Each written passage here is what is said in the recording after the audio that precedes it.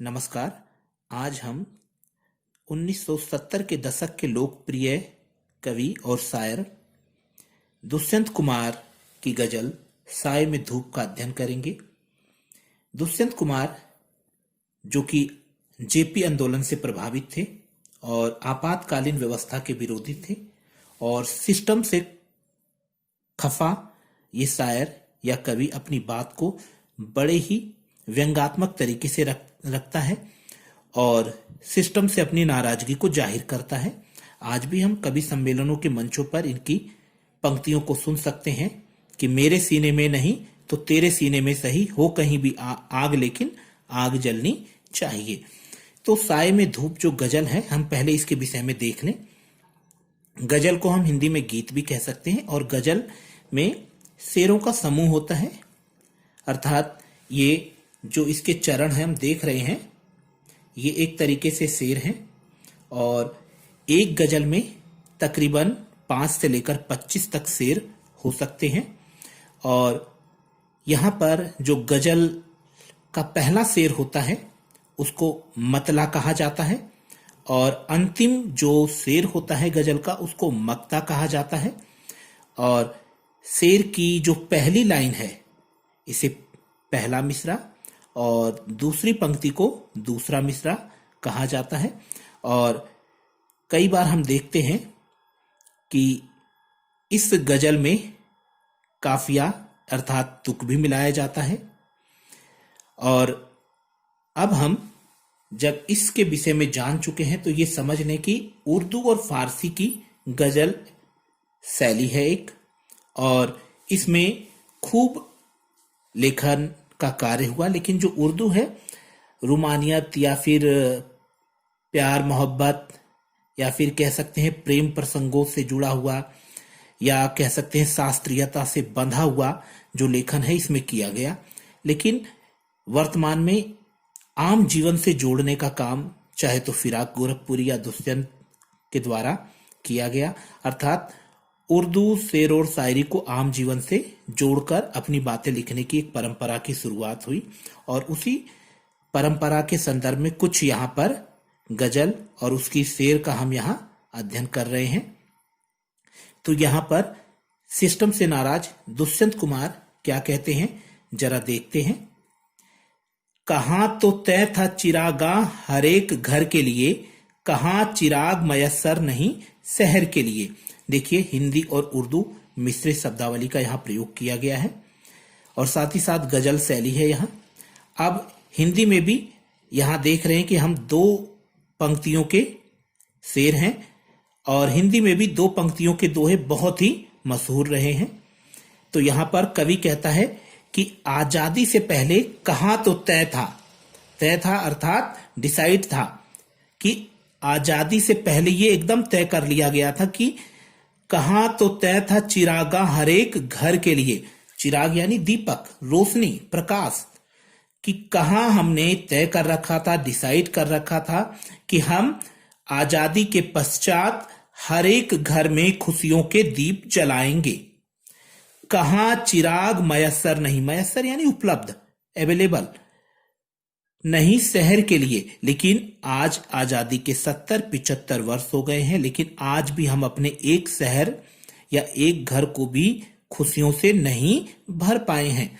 जब भारत में अंग्रेज थे तो उनको हम सब समस्याओं की कारण मानते थे और ये सोचते थे ये चले जाएंगे तो हम हर एक घर में खुशियों के दीप जलाएंगे, ऐसा डिसाइड किया था हमारे राजनेताओं ने। लेकिन आज कहाँ चिराग मयस्सर नहीं शहर के लिए। लेकिन आज यह स्थिति है कि हम अपने एक शहर को भी खुशियों से नहीं भर पाए हैं, सुख सुविधाओं से संपन्न नहीं कर पाए हैं, जबकि हमारे देश की आधी से ज्यादा आबादी गांवों में बसती है। तो हम जब अपने शहरों को ही खुशहाल नहीं बना पाए हैं तो हम कहां से अपने गांव को खुशहाल बना पाएंगे। तो हमारे जो वादे थे हमारे नेताओं के वो कहीं ना कहीं झूठे निकले कि हमने आजादी से पहले तय किया था कि हर एक घर में चिरागा यानी बहुवचन है, चिराग का बहुवचन, कि हर एक घर में खुशियों के दीप जलाएंगे। लेकिन हम अपने एक शहर में भी खुशियों के दीप नहीं जला पाए हैं, यानी शहर में सुख सुविधाओं से संपन्नता से परिपूर्ण शहरों को नहीं कर पाए हैं, तो गांव तक कैसे खुशियां पहुंचेंगी। अब यहां पर हम देखते हैं कि दुष्यंत अपनी बात को काफी सधे हुए अंदाज में रखते हैं और सिस्टम के प्रति अपनी नाराजगी भी जाहिर करते हैं। हिंदी और उर्दू की शब्दावली है। देखिए, चिराग शब्द यहां पर आया हुआ है, शहर शब्द, ये सब उर्दू के शब्द हैं। हिंदी और उर्दू मिश्रित भाषा, हिंदुस्तानी भाषा का प्रयोग किया गया है। दूसरा, यहां पर सिस्टम के प्रति व्यंग है, कविता में व्यंग यहां पर कहा गया है और ये गजल शैली है। और आगे अगर हम बढ़ते हैं तो तय ताकि आवृत्ति से हम यहां पर देख सकते हैं कि अनुप्रास अलंकार भी निकल कर आ रहा है। यहां दरख्तों के साये में धूप लगती है।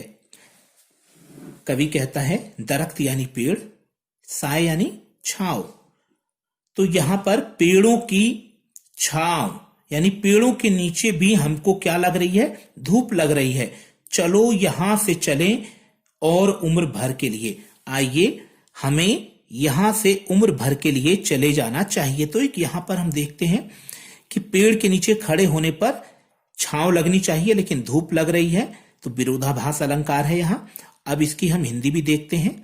तो यहां दरख्तों के साये में धूप लगती है, अर्थात यहां पेड़ के नीचे खड़े होने पर भी धूप लग रही है। अर्थात जिन राजनेताओं को हमने अपनी सुरक्षा के लिए, अपने विकास के लिए चुना था, आज वही हमारा शोषण कर रहे हैं। चलो यहां से चलें और उम्र भर के लिए, इसलिए ऐसे सिस्टम को हमेशा के लिए आओ छोड़कर हम चलते हैं, अर्थात ऐसे सिस्टम को हमें छोड़ देना चाहिए। यहां पर देखो प्रतीकात्मक तरीके से बात कही गई है कि पेड़ के नीचे अगर धूप लगे तो हमें उस पेड़ के नीचे से हट जाना चाहिए, और अगर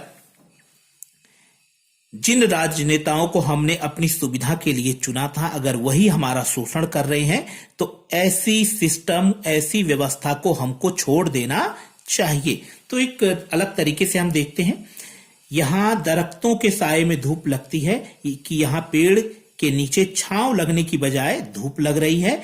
चलो यहां से चले उम्र भर के लिए, आइए यहां से हम हमेशा हमेशा के लिए चले जाएं, अर्थात जिस सिस्टम को, जिस राजनेता को हमने चुना था कि वो हमारा विकास करेंगे, लेकिन वो हमारा शोषण कर रहे हैं, ऐसी व्यवस्था और ऐसे सिस्टम को हमेशा के लिए छोड़ देना चाहिए। तो यहां विरोधाभास अलंकार है, हिंदी उर्दू मिश्रित शब्दावली का प्रयोग भी किया गया है। गजल शैली में ये लिखा गया शेर है। और आगे हम बढ़ते हैं, ना हो कमीज तो पांव से पेट ढक लेंगे।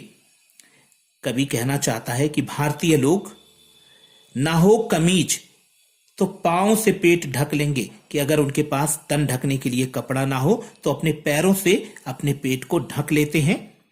ये लोग कितने मुनासिब हैं, ये लोग मुनासिब यानी अच्छे हैं इस सफर के लिए, ये लोग कितने अच्छे हैं इस सफर के लिए। इसको भी एक अलग तरीके से देखते हैं कि कैसे दुष्यंत सिस्टम के प्रति अपनी नाराजगी को व्यक्त कर रहे हैं।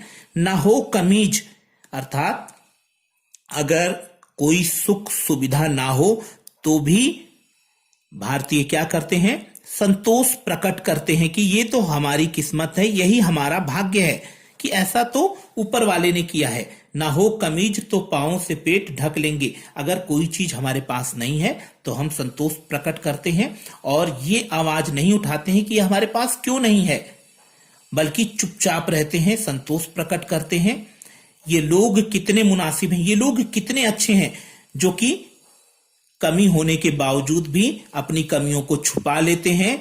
और ये लोग कितने अच्छे हैं इस सफर के लिए, यानी इस सिस्टम के लिए, इस शासन के लिए ये लोग कितने अच्छे हैं कि अगर कमी है तब भी ये लोग आवाज नहीं उठाते हैं। तो ये लोग बहुत अच्छे हैं शासन व्यवस्था के लिए। तो बहुत सुंदर तरीके से अपनी बात को कवि दुष्यंत प्रकट कर रहे हैं। यहां भी हम देखते हैं कि मुनासिब शब्द उर्दू का है, सफर शब्द उर्दू का है, हिंदी उर्दू मिश्रित शब्दावली का प्रयोग है और गजल शैली में लिखा गया ये पंक्तियां हैं।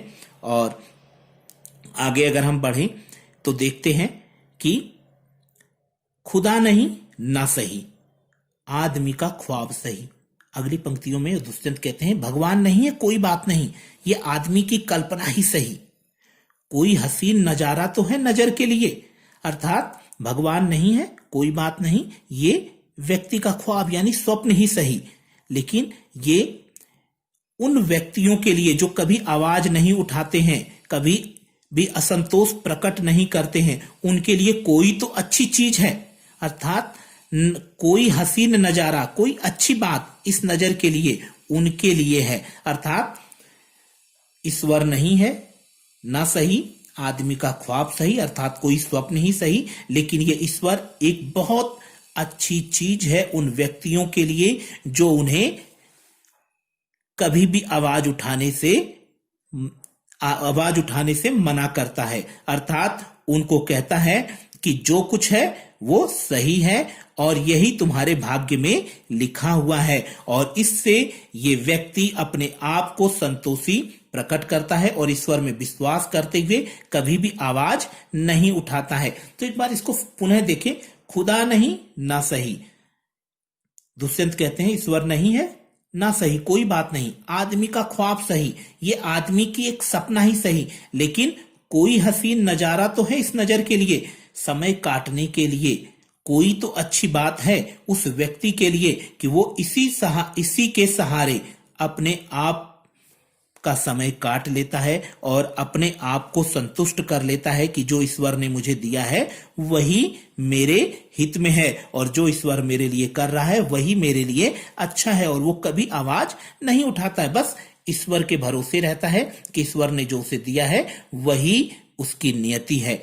अब यहां भी हम देखते हैं नजारा शब्द, खुदा शब्द, ख्वाब शब्द, ये उर्दू के शब्द है, हिंदी उर्दू शब्दावली है, गजल शैली है, सिस्टम पर व्यंग्य किया है कवि ने, और उन व्यक्तियों पर भी व्यंग्य किया है जो ईश्वर के भरोसे बैठे रहते हैं और ये सोचते हैं कि ईश्वर ही उनके लिए सब कुछ करेगा।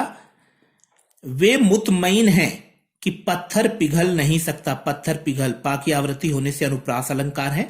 वे मुतमईन यानी उन्हें विश्वास है, वे मुतमईन है कि पत्थर पिघल नहीं सकता।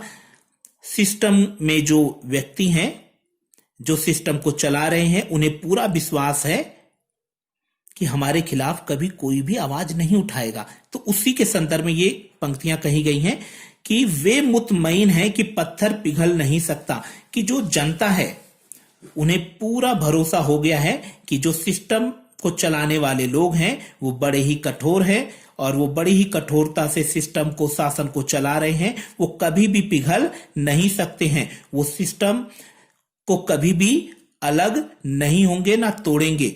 मैं बेकरार हूं आवाज में असर के लिए, कवि कहता है कि लेकिन मैं इंतजार कर रहा हूं, मैं बेचैन हूं कि सभी लोग मिलकर आवाज उठाइए और इस आवाज का असर जरूर होगा, क्योंकि जनता का शासन जनता के द्वारा ही चलाया जाता है और जनता ने ही इन लोगों को चुना है।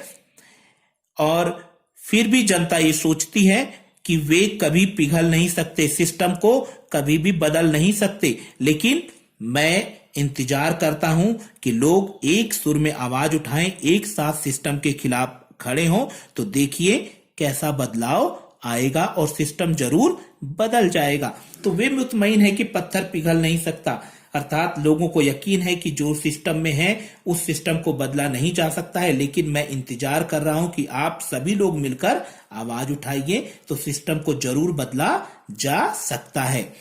अब यहां भी हमने देखा मुतमईन शब्द, असर, आवाज, बेकरार सब उर्दू के शब्द हैं, हिंदी उर्दू फारसी की शब्दावली है, गजल शैली है, सिस्टम पर व्यंग्य किया गया है।